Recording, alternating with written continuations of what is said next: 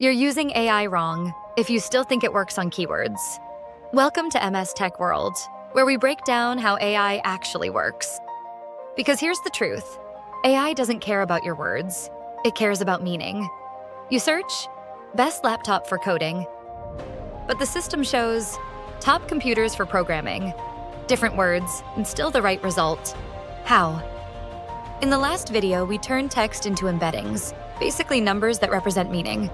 But now comes the real challenge. What happens when you have thousands or even millions of these embeddings? How does AI find the right one instantly? This is where vector databases come in. They don't store text. They store meaning. Think of it like space. Every sentence becomes a point. Similar meanings stay close. Different ones go far apart. Now, when a query comes in, convert it into an embedding. Drop it into that space, find the closest points. That's it. Closest EFR's most relevant.